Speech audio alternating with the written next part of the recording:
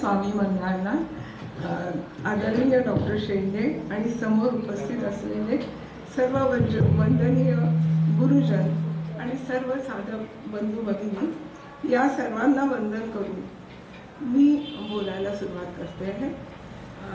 सध्या जरा त्रास असल्यामुळे मी 3-4 मिनिटांपेक्षा जास्त वेळ उभी राहू शकत नाही, म्हणून मी बसूनच बोलणार आहे। त्याबद्दल मला क्षमा करावी सगळ्यांनी। आता गीतानी माझ्याबद्दल जे काही सांगितलं ते आपण विसरून जाऊया। आणि म्हणजे मी एक सामान्य साधिकाच आहे आणि वयाचं ज्येष्ठत्व मात्र नक्कीच आहे माझ्याकडे।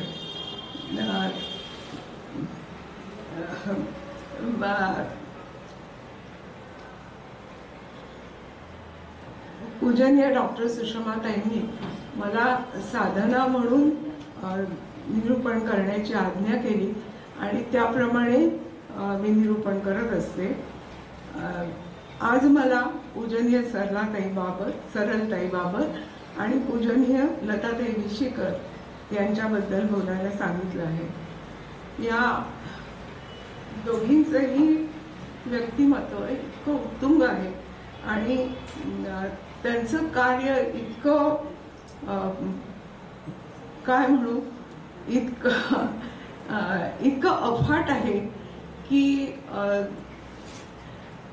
त्याच्याबद्दल ज्ञानेश्वर महाराजांचे शब्द उसले घेऊन जर सांगायचं झालं तर हे अपार कैसेनी कवळावे,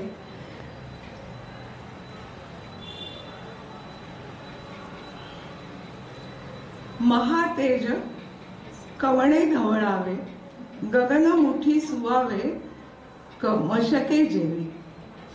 अशीच माझी अवस्था आहे। मला म्हणजे पूजनीय सुषमाताईंनी देह ठेवण्यापूर्वी एकदा आम्हाला सांगितलं की आता इथून पुढचं मार्गदर्शन तुम्ही लताताई विशीकरांच्याकडून घ्या। पूजनीय ताईंनी देह ठेवल्यानंतर आमच्या सर्वांच्याच मनामध्ये एक पोरकेपणाची भावना होती, पण या सगळ्या काळात लताताई आमच्या बरोबर सततच होत्या। त्यानंतर म्हणजे ताईंनी देह ठेवल्यानंतर 10-12 दिवसांनी गुरुकृपा साधना केंद्राच्या वतीने एक श्रद्धांजलीचा कार्यक्रम आयोजित केला होता आणि त्यावेळेला तिथे पूजनीय स्वामी माधवानंद, पूजनीय सरलताई आणि पूजनीय लताताई हे तिघेही त्या कार्यक्रमाला उपस्थित होते। त्यावेळी स्वामींनी सांगितलं की म्हणजे ते म्हणाले की यावेळी कुठल्याही परिस्थितीत या केंद्रातील साधकांची साधना थांबता कामा नये। मी असं सुचवतो की या दोघींनी म्हणजे सरलताई आणि लताताई यांनी वारंवार यांच्याकडे यावं आणि त्यांना मार्गदर्शन करावं। ह्या साधकांनी माझ्याकडे यायलाही काही हरकत नाही। त्याप्रमाणे जसं आदित्यनी सांगितलं तसं बरेच साधक हे स्वामींच्याकडे गेले, त्यांचा अनुग्रह घेतला आणि आम्ही इतर बरेच जण सतत त्यांच्या केंद्रामध्ये श्रवण करायला जात असू।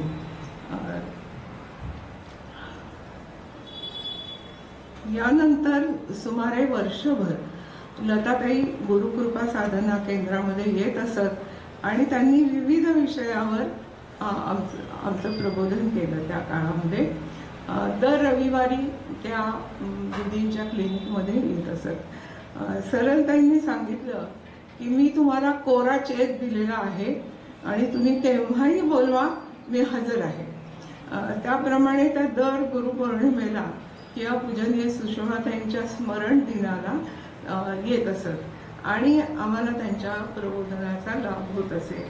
त्यांची अतिशय ओघवती भाषा, नर्म विनोद, रसाळ वाणी याच्यामुळे श्रोते मोहून जात असत, भारावून जात असत। सरलताईंच्या जिभेवर साक्षात सरस्वती विराजमान होती आणि त्यांचं धबधब्यासारखं प्रवाही वक्तृत्व तितकंच भावपूर्ण असे आणि त्यातल्या अमृताच्या वर्षावानी श्रोते धावून निघत असत. जसे काही ताईंच्या प्रवचनांमध्ये संतांचे अभंग, संत वचने याबरोबरच शेरो शायरी, हिंदी गाणी, गोष्टी अशा असत आणि त्यामुळे तरुण वर्गही त्याकडे आकर्षित होत असे. ज्ञानेश्वर महाराज किंवा तुकाराम महाराज यांच्या एखाद्या अभंगात गुंफून त्या सुषमाताईंचं चरित्र आणि त्यांच्याविषयीचे भाव ते व्यक्त करत असत आणि ती त्यांची पद्धत ही विलक्षण, आकर्षक आणि विलोभनीय अशी होती. लताताईंनी हराळीला अमृतानुभवावर शिबिर घेतलं होतं. तेव्हा लताताई आणि सरळताई दोघींनीही इतक्या सोप्या भाषेत आणि हसत खेळत अमृतानुभव समजावून दिला की अमृतानुभव या ग्रंथाचं मनावरचं दडपण, धास्ती ही सगळी दूरच झाली, निघूनच गेली. एकदा लताताईंनी हराळीला तुकाराम महाराजांच्या अभंगावरचं एक शिबिर आयोजित केलं होतं, गाथेवरचं. तर तुकाराम महाराजांच्या अभंगावरील सरळताईंच्या निरूपणाचं वर्णन करायला माझ्याकडे शब्द नाही. कारण ऐका रसाळपणाची या दोघा, श्रवणीची होती जिभा, असंच त्यांचं म्हणजे असाच अनुभव सगळ्या श्रोत्यांना त्यावेळी आला. वारकरी संप्रदायाचे थोर सत्पुरुष हरिभक्त परायण पूजनीय काळे महाराज, गुरुवर्य पूजनीय मामासाहेब दांडेकर आणि पूजनीय स्वामी माधवनाथ यांचं मार्गदर्शन यांची कृपा ही सरळताईंना लाभली आणि म्हणजे त्यांना 3 गुरूंचं सान्निध्य आणि त्यांची कृपा मिळाली. 77-78 मध्ये त्यांनी PhD साठी रजिस्ट्रेशन केलं आणि मग त्या पुणे विद्यापीठाच्या वसतिगृहात राहायला लागल्या.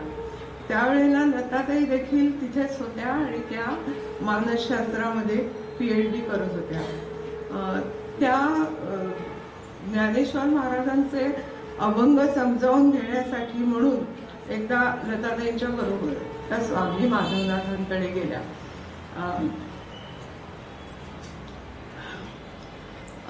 ते समजावून घेता घेता लवकरच म्हणजे त्यावेळेला स्वामीजी त्यांना म्हणाले की नुसते समजावून घ्यायचे परीक्षेसाठी का त्याचा अनुभव सुद्धा घ्यायचा आहे.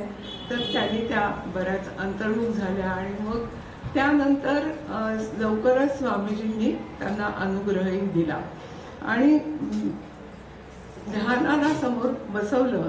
त्याबरोबर सरळताई प्रगाढ ध्यानावस्थेत गेल्या, त्यामुळे देहभान विसरूनच गेल्या आणि त्या काळामध्ये देहभान नसल्याने त्यांना अगदी एखाद्या लहान मुलाप्रमाणे सांभाळावं लागायचं. त्यांना खूप क्रिया वगैरे व्हायच्या. तर त्या काळामध्ये लताताईंनी अगदी आईच्या मायेने मला सांभाळलं, माझी खूप काळजी घेतली असं सरळताई नेहमी सांगायच्या. पूजनीय स्वामीजींच्या इच्छेनुसार सरळताईंनी बारामतीमध्येच त्यांचं पारमार्थिक कार्य सुरू केलं. तिथे त्यांनी स्वामी माधवनाथ ध्यान मंदिर उभारलं. अनेक भगिनींना परमार्थ मार्गाकडे वळवलं, त्या मार्गावर स्थिर केलं. विविध ठिकाणी अक्षरशः हजारो प्रवचनं केली आणि सोलापूरच्या सिद्धेश्वर मंदिरामध्ये अखंड 36 वर्ष दर सोमवारी त्यांनी ज्ञानेश्वरीवर प्रवचन केलं. ताई नेहमी सांगायच्या की ज्ञानेश्वरी डूब देऊन बसा, चिंतन करा आणि माऊली स्वतःच तुम्हाला ज्ञानेश्वरीचा अर्थ समजावून सांगते. अनेक वर्ष त्यांनी परमार्थाला वाहिलेलं कन्हेरी संदेश हे मासिक चालवलं. अनेक ग्रंथ, काही ग्रंथही त्यांनी लिहिले. पूजनीय लताताईंच्या पश्चात पूजनीय सरळताईंच्या पश्चात सद्भक्त सुनीताताईंनी त्यांचं कार्य प्रेमाने, श्रद्धेने पुढे चालू ठेवलं आहे. पूजनीय सरळताईंना प्रेमादरपूर्वक भावांजली.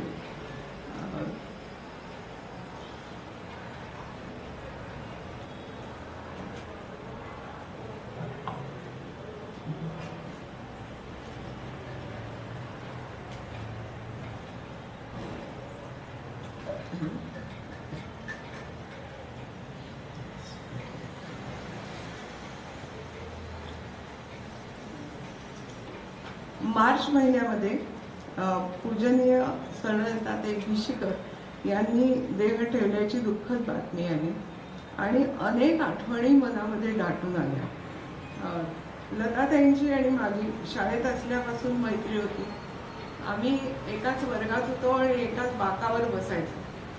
तर त्यामुळे त्यावेळेपासूनच त्यांना ओळखते, कशा होत्या, कसं त्यांचं व्यक्तिमत्व होतं. त्या अत्यंत बुद्धिमान होत्या, शांत, प्रसन्न, मृदुभाषी अशा होत्या. साच आणि मवाळ, मितले आणि रसाळ असंच शब्द नेहमी त्या बोलत असत. शालेय वयातही ताईंचं वाचन विस्तृत होतं, वक्तृत्व प्रभावी होतं, वाणी तेज होतं. बोलताना अनेक चपखल संदर्भ त्या देत असत. त्याही वयात त्यांना संत साहित्य, ज्ञानेश्वरी असेच ग्रंथ अप्रिय होते. शाळेमध्ये अभ्यासात तर त्या पुढे होत्याच, पण शाळेमध्ये कॅलस्थेनिक्स पासून ते निबंध स्पर्धेपर्यंत आणि नाट्यवाचनापासून ते वक्तृत्व स्पर्धेपर्यंत अनेक स्पर्धांमध्ये त्या भाग घेत असत आणि बक्षीसही पटकावत असत. हिंदीची प्रवीण परीक्षा, मराठीची प्राज्ञ, साहित्य प्राज्ञ अशा परीक्षाही त्याच वेळेला चालू असत. अनेक आंतरशालेय स्पर्धांमध्येही त्या भाग घेत असत दरवर्षी आणि पारितोषिकही पटकावत. त्या शाळेत असेपर्यंत अनेक विषयांच्या पारितोषिकांवर लताताईंचंच नाव कोरलेलं असे. एका वर्षी शाळेने नाट्यवाचनासाठी वऱ्हाडी माणसं हे नाटक निवडलं. लताताईंनी त्यातली दाजीबा ही मध्यवर्ती मुख्य पुरुष भूमिका आणि तीही 60च्या आसपासच्या एका प्रौढ पुरुषाची ती त्यांनी वाचली. मीही त्याच्यामध्ये 2 भूमिका वाचल्या होत्या. तर पण ते पुरुषाचं बोलणं बोलायचं ह्याच्यासाठी माझाही आवाज योग्य नव्हता आणि लताताईंचाही. त्याच्यातून कसं म्हणजे पुरुषाचं हे आम्ही कसं वाचणार होतो. तर त्यासाठी ते तसं वाटावं, निदान योग्य वाटावं यासाठी आमच्या आवाजाचा टोन आणि शब्दांची फेक ह्याच्यावर आमच्या बाईंनी विशेष कष्ट घेतले आणि आमच्या संघातल्या सर्वांनीच उत्तम वाचन केलं आणि मग त्यामुळे आम्हाला त्या संघाला आमच्या प्रथम पारितोषिक मिळालं. लताताईंना तर त्या भूमिकेसाठी, त्याच्या वाचिक अभिनयासाठी म्हणून वैयक्तिक प्रथम पारितोषिक त्यावेळेला मिळालं. तर लताताईंना हे सगळं करत असताना त्यांचं अभ्यासाकडे मात्र कधीही दुर्लक्ष झालं नाही. प्रत्येक परीक्षेत त्या उत्तम यश मिळवत असत. त्यांचं बहुआयामी व्यक्तिमत्व असं लहान वयातच भरत होतं. त्यावेळेची एक गमतीदार आठवण आहे. एखादा ऑफ पिरियड असेल शाळेमध्ये तर अशा वेळी आमच्या वर्गामध्ये गाण्याच्या भेंड्या रंगत असत आणि त्यामध्ये सिनेमातली वगैरे गाणी म्हणायची नाही, फक्त श्लोक आणि कविता अशा म्हणायच्या. अशी फार तर फार मराठी, हिंदी भक्तिगीतं चालतील असं त्यावेळेला नियम होता. ताई उत्तम कवयित्री होत्या आणि त्या शीघ्र काव्य सुद्धा करत असत. तर बोलत असताना, भेंड्या खेळत असताना कधी जर आम्ही अडलो किंवा त्या आद्याक्षराचा श्लोक किंवा कविता जर आठवत नसेल, येत नसेल, तर पटकन का ते एखादी छोटी कविता करून आणि त्यामुळे ती कविता ही कित्येक वेळा एखाद्या मोठ्या कवीची कविता असावी, बाबा नसेल आपल्याला माहिती असं मुलींना वाटायचं आणि त्यामुळे त्यांचा गट नेहमीच जिंकायचा, कारण त्यांच्यावर भेंडी चढणं ही अशक्यच गोष्ट होती. तर एकदा मला आठवते, छ या अक्षरापाशी आम्ही अडलो, काही केल्या आठवेच ना ते गाणं, बरीच म्हणून झाली होती त्यामुळे काही आठवेना. तेव्हा लताताईंनी कविता केली, थकला भागला जीव विसाव्याला, दारी तुझ्या आला बघ तरी, आगत स्वागत करी त्याचे नीट, गृहिणी धर्मात श्रेष्ठ होईल. अशी गृहिणी धर्म सांगणारी कविता एखाद्या 9वी-10वीतल्या मुलीची असेल असं कुणाला वाटेल, अशी शंका सुद्धा येणार नाही. आणि त्यामुळे शाळेमध्ये त्या नेहमीच त्यामुळे बाजी मारून द्यायच्या अशी कविता करून. शाळेमध्ये पिकनिक वगैरे असताना किंवा एरवी कधी कधी मुलींना वगैरे फिश पॉन्ड्स दिले जायचे. तर साधारणपणे फिश पॉन्ड म्हणजे काहीतरी त्याच्या व्यंगावर म्हणा, स्वभावातल्या दोषावर म्हणा असेच असायचं ना, किंवा ओखाळ्या पाखाळ्या काढण्यासाठी म्हणून ते दिले जायचे. पण एका आमच्या वर्गातल्या बऱ्याच स्थूल अशा मुलीला लताताईंनी एकदा, म्हणजे ती अतिशय सुस्वभावी होती, गोड बोलायची, तर तिला ताईंनी कवितेमध्ये फिश पॉन्ड दिला एकदा. की त्या म्हणल्या, तो केश पाश कुरळा बाळावर छानसे कुंकू, शब्द तिचे म्हणती आम्ही कोकिळा वासही जिंकू. म्हणजे इतकं आपलं, म्हणजे काही दोष दाखवून त्याच्यावर टोचण्याच्या ऐवजी त्यांनी गुणाचा उल्लेख केला. आणि त्यामुळे सतत टीकाच ऐकायची सवय असलेली ती मुलगी खूप गहिवरली होती.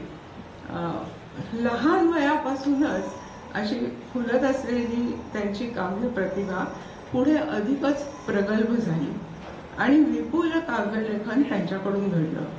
काही स्वतंत्र कवितांचे आणि काही अनुवादित काव्याचे ग्रंथही प्रकाशित झाले. त्यापैकी देवचाफे या यशोदा अशा नावाने लिहिलेल्या काव्यसंग्रहाला कविश्रेष्ठ कुसुमाग्रजांची प्रस्तावना लाभली आहे. त्यात त्यांनी असं म्हटलं आहे की कवितेचं मोल तिच्या विषय क्षेत्राच्या लांबी रुंदीवर कधीच ठरत नाही.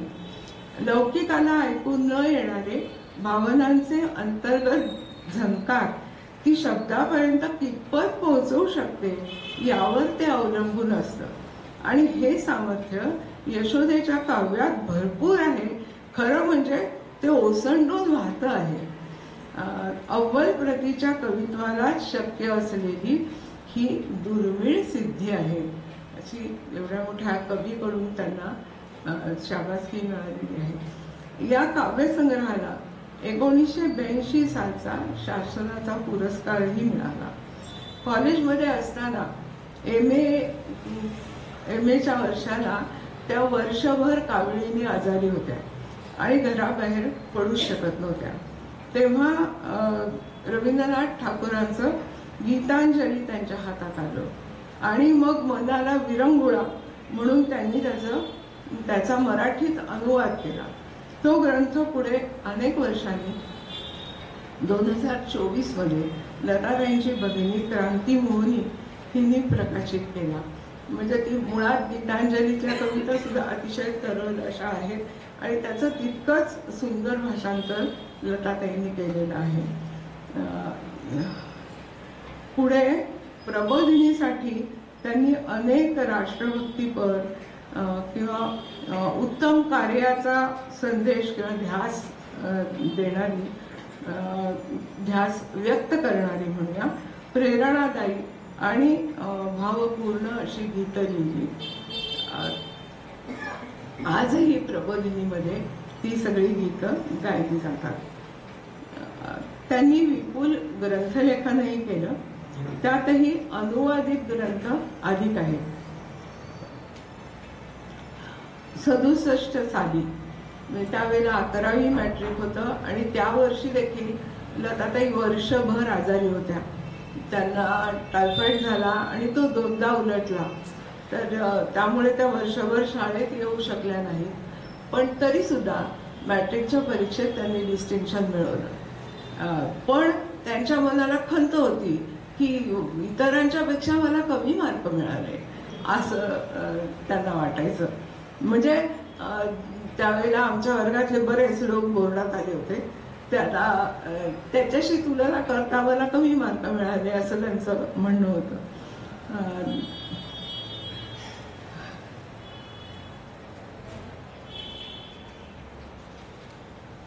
मॅट्रिक झाल्यानंतर पुढे त्यांनी महाविद्यालयात आर्ट्स साईडला प्रवेश घेतला आणि त्यावेळेला मी मात्र कॉमर्सला प्रवेश घेतला. त्यामुळे लहान वयात अगदी असलेल्या आमच्या मैत्रीमध्ये खंड पडला काहीसा.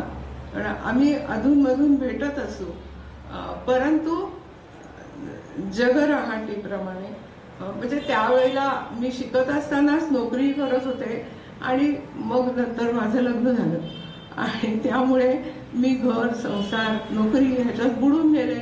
कारण घरामध्ये सुद्धा जॉईंट फॅमिली होती आणि सतत पाहुण्यांची जाई असायची. त्यामुळे मी काही फार वेळ असा देऊ शकत नव्हते कुठेही.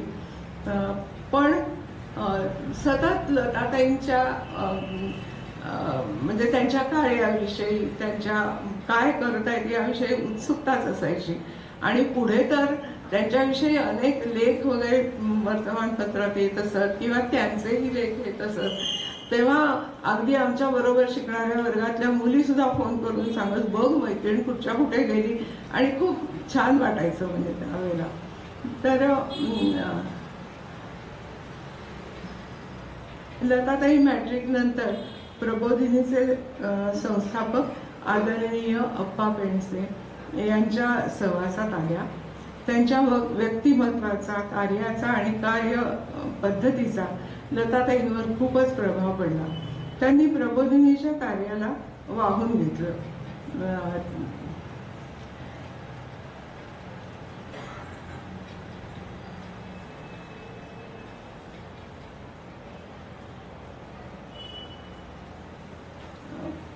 प्रबोधिनीसाठी त्यांनी अनेक विविध प्रकारच्या जबाबदाऱ्या त्यांनी सांभाळल्या आणि खूप कार्य केलं, विविध पातळ्यांवर कार्य केलं. तर लताताईंच्या नेतृत्वाखाली साक्षरता अभियान जे त्यावेळेला जाहीर झालं होतं, त्याच्यामध्ये सोलापूरमध्ये 2750 साक्षरता वर्ग चालवले गेले आणि सोलापूर जिल्ह्याला महाराष्ट्रातला सर्वोत्कृष्ट साक्षरता प्रसाराचा पुरस्कार दिला गेला. 1984 मध्ये प्रबोधिनींनी फिरोजपूर ते अमृतसर अशी सद्भाव यात्रा काढली. संतापलेल्या आणि शत्रुत्वाच्या भावनेनी लताताईंनी म्हणजे ते शीख बांधव असे जे होते त्यांच्या समोर लताताईंनी अनेक ठिकाणी गुरुद्वारामध्ये शबद कीर्तन केली आणि त्यातून त्यांना सख्यत्वाचं आवाहन केलं. हिंदुत्वासाठी शिखांनी केलेल्या बलिदानाचं त्यांना स्मरण करून दिलं. त्यांची अस्खलित हिंदीतली अशी ओजस्वी वाणी ही ऐकून अनेक शीख बांधवांचं मतपरिवर्तन झालं आणि ते शांत झाले. हे असं विशेष ही गोष्ट ही लताताईंच्याकडून घडली.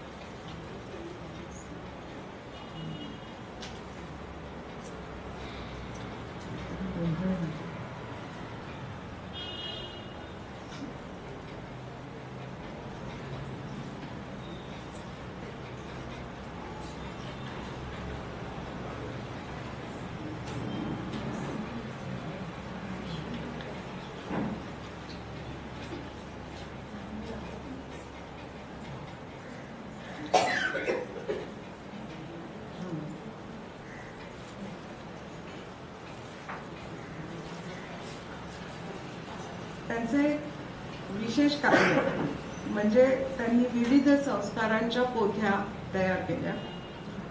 त्याच्यात काही विद्वानांना त्यांनी सहाय्य केलं त्या तयार करण्यासाठी. त्यांचं संस्कृत भाषेवर अतिशय प्रभुत्व होतं आणि भारतीय संस्कारांचं मर्म सुद्धा त्या जाणत होत्या. त्यातून उपनयन, विवाह, अंत्यसंस्कार इत्यादी विविध संस्कारांच्या पोथ्या त्यांनी तयार केल्या. त्या पोथ्यांमध्ये पौरोहित्य करण्यातही त्यांनी त्या पोथ्यांप्रमाणे पौरोहित्य करण्यातही त्यांनी पुढाकार घेतला. लताताईंना पूजनीय स्वामी माधवनाथ यांचा अनुग्रह लाभला आणि स्वामींच्या मार्गदर्शनाप्रमाणे त्यांची सोहम साधना सुरू झाली. कुशाग्र बुद्धी, भावाचा पिंड आणि विरक्त वृत्ती असल्यामुळे परमार्थ मार्गावर वेगाने प्रगती व्हायला लागली. पुढे काही काळाने पूजनीय विमलाजी ठकार यांच्याकडूनही पारमार्थिक मार्गदर्शन त्यांना मिळालं. विमलाजींनी त्यांना मानसकन्या मानलं होतं. त्यांच्या सूचनेनुसार, मार्गदर्शनानुसार त्यांच्याकडून मौन साधनाही घडली आणि लताताईंनी आपलं इप्सित अंतिम ध्येय हे प्राप्त केलं. मूळच्याच प्रसन्न मुद्रेवर आता अखंड अधिकच प्रसन्नता विलसू लागली. आपली बालमैत्रीणच सद्गुरू म्हणून लाभण्याचं भाग्य मला मिळालं. पूजनीय सुषमाताईंनी देह ठेवल्यानंतर आम्ही नेहमी लताताईंकडे हरळीला जायला लागलो. जणू काही मध्ये एवढा खंड पडलाच नव्हता अशा तऱ्हेने त्यांनी अतिव प्रेमाने मला जवळ घेतलं आणि तू परमार्थ मार्गाकडे वळलीस याचा मला विशेष आनंद होतोय असं त्यांनी आवर्जून सांगितलं. हरळीला दुपारी, रात्री कधीही पोचलो, रात्री खूप उशिरा, तरी ताई आणि आदरणीय अण्णा सुद्धा स्वतः स्वागत करायला उभे असत. लताताईंनी हरळीमध्ये साधकांसाठी अनेक शिबिरं घेतली.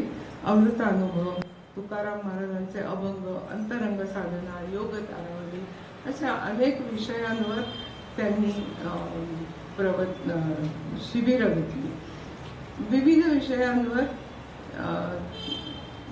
त्यात त्यांनी स्वतः तर प्रवचन केलीच, पण अनेक साधकांना सुद्धा बोलण्यासाठी उद्युक्त केलं. लताताईंनी आम्हाला मौन साधना सांगितली, त्याची गोडी लावली आणि बऱ्याच साधकांकडून मौन साधना करवूनही घेतली. साधकांच्या अनेक प्रश्नांना विस्तृत उत्तरं दिली. साधनेतील अडचणी सोडवल्या. त्यांनी कधीही तू असं कर असं सांगितलं नाही. मला वाटतं तू असं असं करावंस असं त्या नुसत्या सुचवित असत. लताताईंची प्रवचनं त्यांनी अक्षरशः हजारो प्रवचनं त्यांनी पण केली सरळताईंच्या प्रमाणे आणि त्यांची प्रवचनं ही विद्वत्ता दाखवण्यासाठी नसायची, तर साधकाला साधना मार्गावर प्रगत करण्यासाठी आणि जनसामान्यांना परमार्थ मार्गाकडे वळवण्यासाठी असं त्यांनी अशासाठी त्या प्रयत्न करत असत. त्यांनी रामकृष्ण मठामध्ये सतत 9 वर्ष उपनिषदांवर प्रवचनं केली.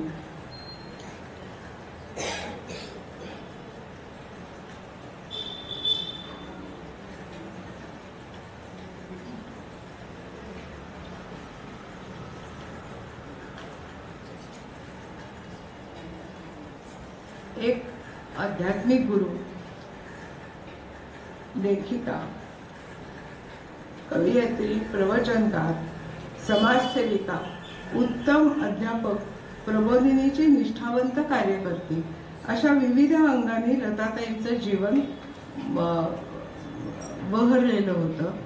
या सर्व वर्तनाच्या पलीकडे जे काही वर्णन केलं त्या सगळ्याच्या पलीकडे लताताईंचं त्यांच्या व्यक्तिमत्वाचे, कर्तृत्वाचे अनेक पैलू शिल्लकच आहेत.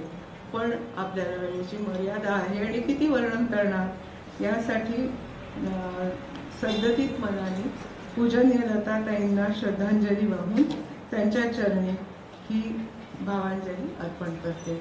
ओम तत्सत.